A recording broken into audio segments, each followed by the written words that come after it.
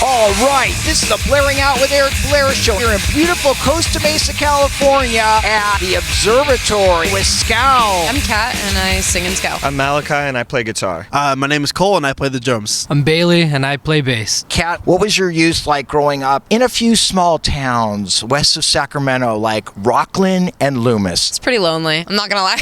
There weren't many young people who shared the same interests as me. What's lonely look like? A lot of time spent on the internet growing up, taking in everything I could about the things I was interested, like punk music and DIY. Malachi, were you lonely? I don't know. I got along with people growing up. Like in high school, I lived where Kat lived, and I didn't have a lot of friends that were into the same stuff. I had a lot of friends that were into skating, but there's like a few of us that were into punk. I guess like the smaller town is a little more conservative. I don't lean that way, so it was different in that sense. I think being into punk kind of alienated me a little bit. Kat, how did you meet Malachi? I met Malachi at a hardcore show at 924 Gilman. The famous 924 Gilman, the bands. Rancid, Op Ivy, Green Day, Jawbreaker. I think Sam I Am played a lot there. So what about the Donnas? I love the Donnas. They're awesome. American Rock and Roll Machine's a good record, but their demos are even better because it sounds like the Ramones. We love the Ramones. They're the standard. They're the punk rock standard. How did SCOWL come together? I wanted to start a band, and Malachi called my bluff. Malachi and Cole have been playing in bands for a couple years leading up. So we got together and wrote our demo and recorded it, played our first couple shows. We didn't have a firm, committed basis. Not too long after, we invited Bailey to join, and they've stuck around this whole time. How did you know she could sing? I didn't. We didn't know she could sing until she said she wanted to be in a band. I was like, all right, show me. And she like started singing along to a song. I was like, oh, that sounds sick. We should do it. It was Madball, by the way. I was like, sing this song. He made me sing Set It Off multiple times, and I was so terrified and shy, but it happened, and now we're here, thanks to Madball. What inspired the dichotomy of SCOWL's hardcore sound, but then this floral imagery? If I was going to start a band, I wanted to have the visual aspect feel suiting to who I was, and I'm not necessarily a big, tough, scary-looking guy.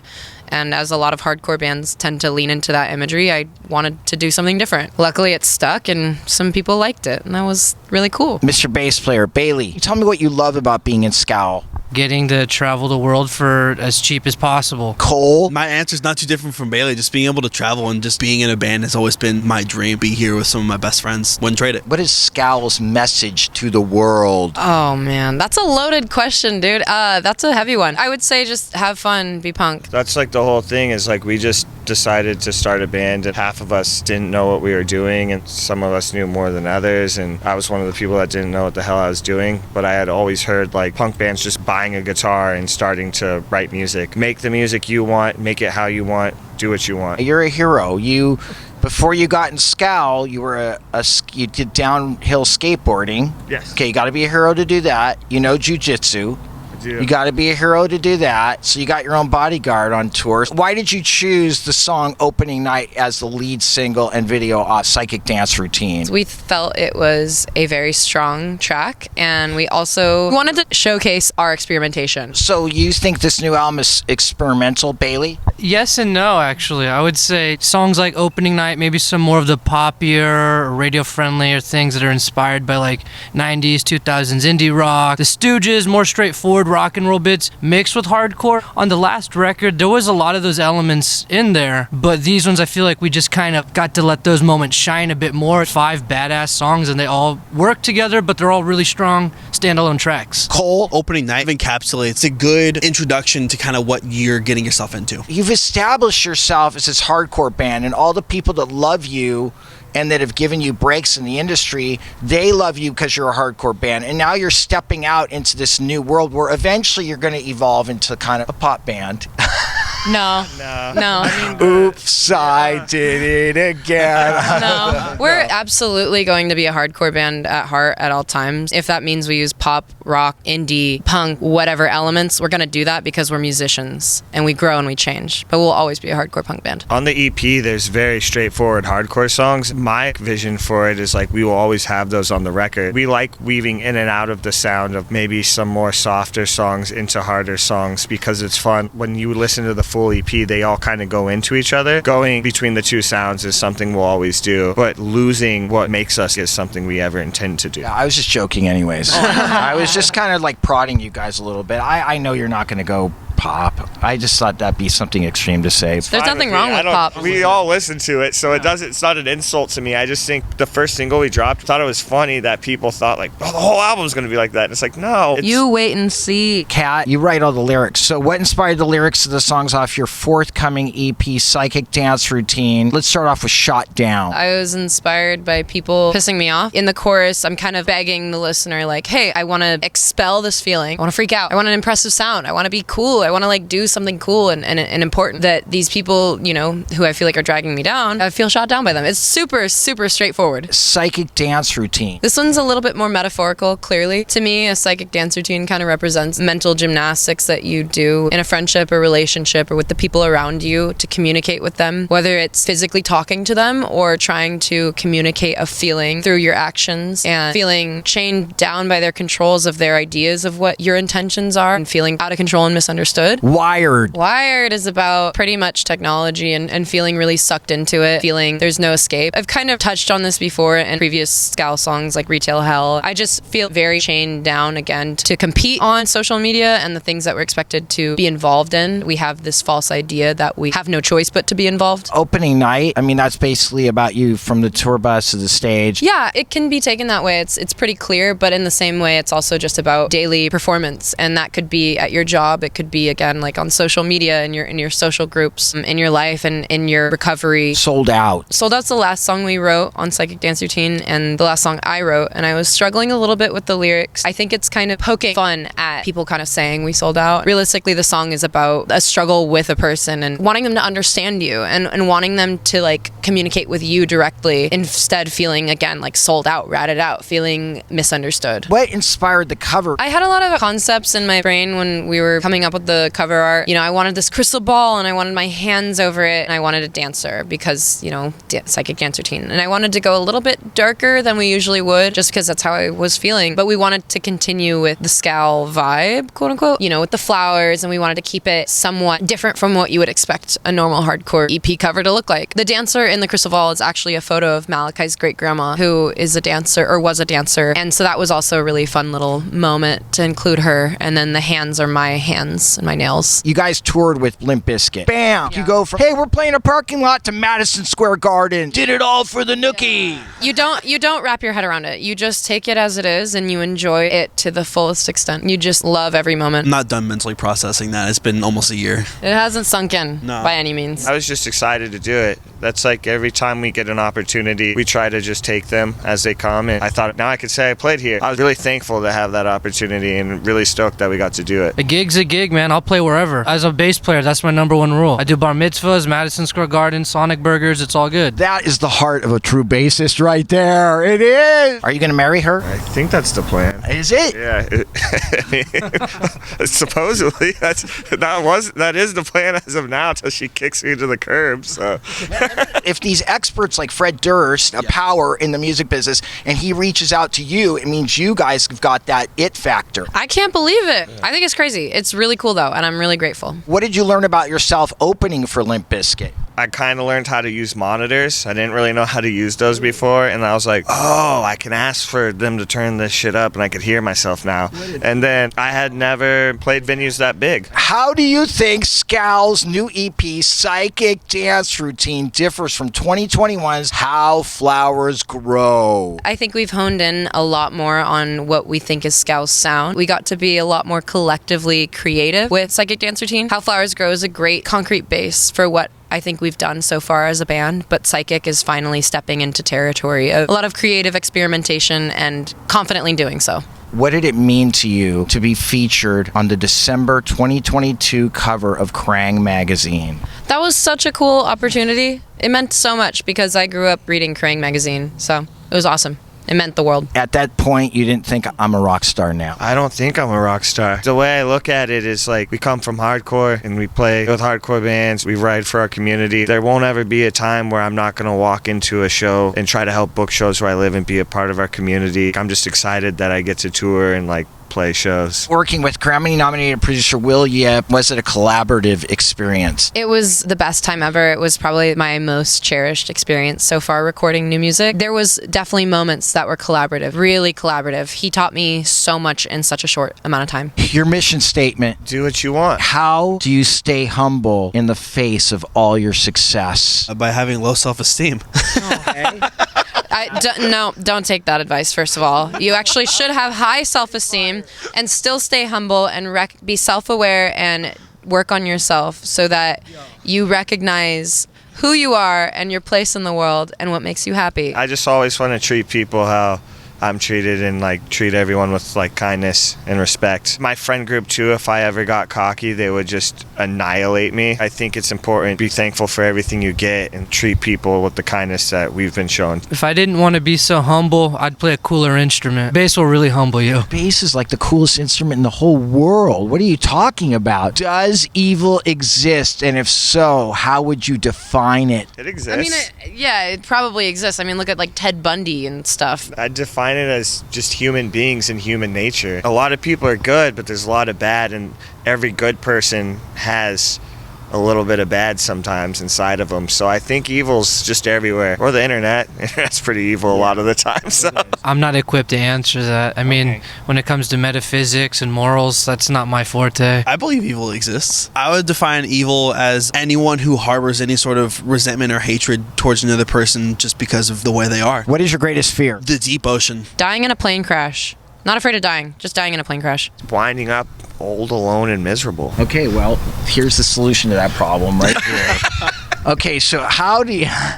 Don't get bummed. No, I'm not. What? It's just so funny. It's so funny. So how do you know who your real friends are? The people who don't just support you in your highest times, the people who also support you in your lowest times. Also vice versa. The people who are there for you and congratulating you when good things happen to you. I don't want anyone preying on my downfall, and I don't prey on anyone else's downfall. Anytime I've ran into trouble, I can make a call, and those real friends showed up every time. How would you define the word love? It's kind of like an indescribable feeling you have for anything. Doesn't have to be in a person. It could be a leaf on that tree over there. If I have just an undescribable attraction towards it, I'd say that's love. So, Kat, how would you define the word love? The way he said it, I agree. It's in everything. The world around you and humans that you surround yourself in, and feeling you're going to be there through the good and the bad. Love to me is when you care about someone or something more than yourself. If you would go without for that person or that thing, that is like love. Ding, ding, ding, ding, ding, ding, ding.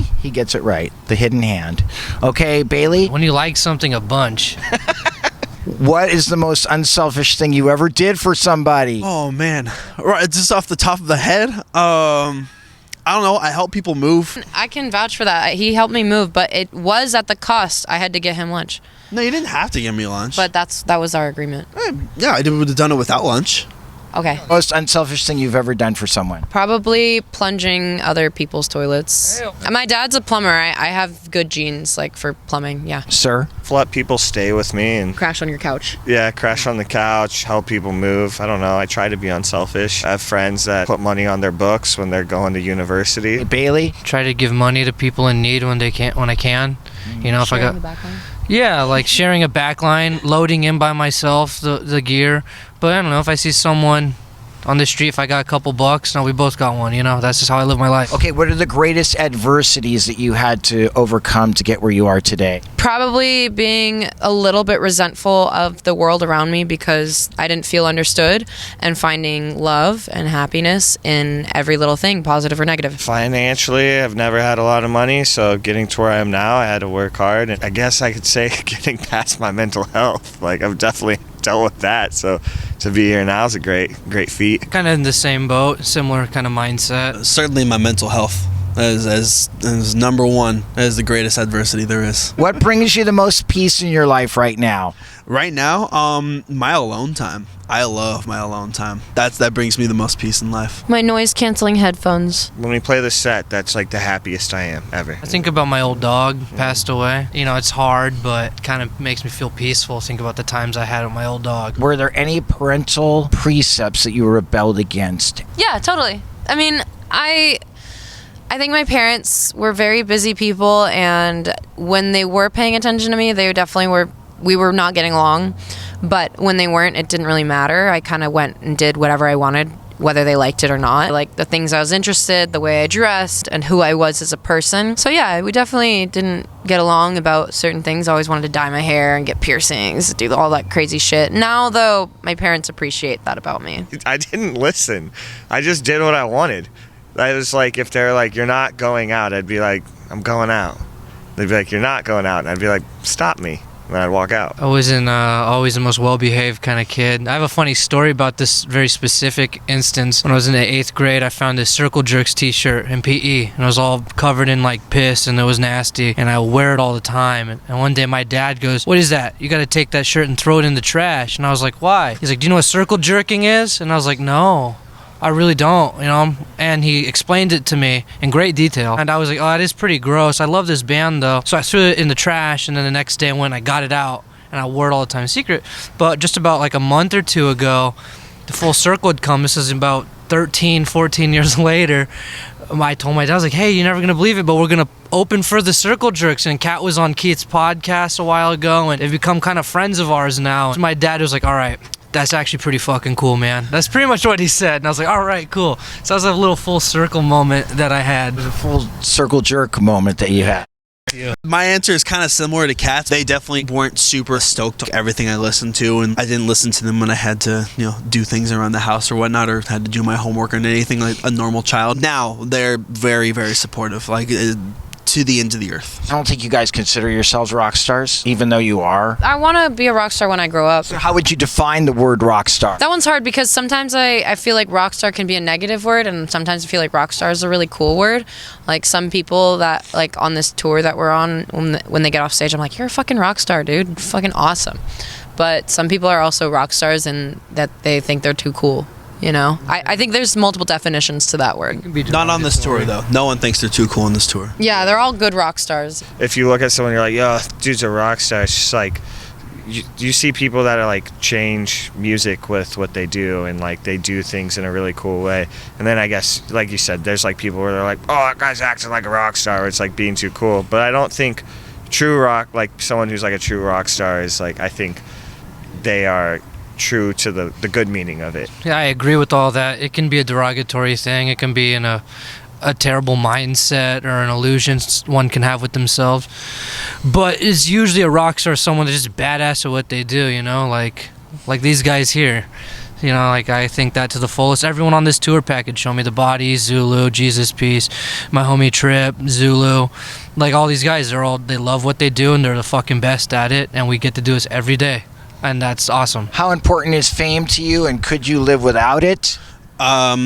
It's not very important at all, considering I don't have any. So yeah, I can live without it. It's not important to me, and I could absolutely live without it. But when it comes to like my dreams of being a musician, I know that it goes somewhat hand in hand. So I guess it's important to recognize its presence. I don't have it, so I live without it every day. Bailey? Doesn't really affect me. I'm broke. I'm not famous, but I'm happy and I'm living. If you guys could collaborate with any musician, living or dead, who would it be? Nobody in the band's going to agree with me, but Beyonce, Billie Eilish, Lana Del Rey, Kurt Cobain, Daniel Johnston, Ringo Starr, Paul McCartney, George Harrison, Beatles. I'm a big Fall Out Boy fan. Pete Wentz or Patrick, the two. The Beastie Boys. Oh, yeah. They're living and dead. Joe Strummer, too. Yeah. Joe Strummer would be a cool one. What a dream. Kevin Shields would be cool. Frank Zappa, of course. That'd be a cool cat to write a really fucked up scowl record with. This guy's my bro right here, man. Yeah, I am. We're bros. I know. I like you, man. You're cool. I thought you guys. I try my best. You guys look like you're all mean in the picture. It's like, man, those guys would kick your ass in a dark alley, and it's just like you're all like cuddly, Yeah, and we're all like just friends. you're all chill, One and you're person- happy, and it's like, gosh, you're supposed to be scowl, right? Well, we got the flower imagery, We're soft, but we're hard. It's a dichotomy for sure. You're stuck on a desert island. You can only take 5 albums with you. What are they going to be? Blue Album by Weezer, Take This to Your Grave by Fall Out Boy, Pinkerton by Weezer, Dedicated to the Babies Who Came Feet First by Cold World, Floral Green by Title Fight. Probably Ultraviolence by Lana Del Rey. When We All Fall Asleep, Where Do We Go by Billie Eilish. London Calling, The Clash. In Utero, Nirvana. Mania by the Ramones. It's the best one. Beastie Boys, Ill Communication, the Ramones' greatest hits. It Smells Like Teen Spirit, Sonic Youth, Goo. I guess Madball set it off. Everything Must Go by the Weaker Thans, Heartwork by Carcass, Alice in Chains Unplugged, a Stan Getz record, Master of Reality by Black Sabbath, greatest record of all time. Where would you like to see SCOWL in 5 years? Still together and still rocking and still sick. Probably happier because we're growing and going through a lot of growing pains, but we're sticking together. Still touring, still making music, still having fun. Still touring, still in the studio, making songs that we like and hopefully others do too. Thank you guys. I had a great time. Give me a hug, guys. Oh, man. You guys are so awesome. All right, this is the Blurring Out with Eric Blair show with SCOWL signing off. Bye-bye. The Blaring Out Show.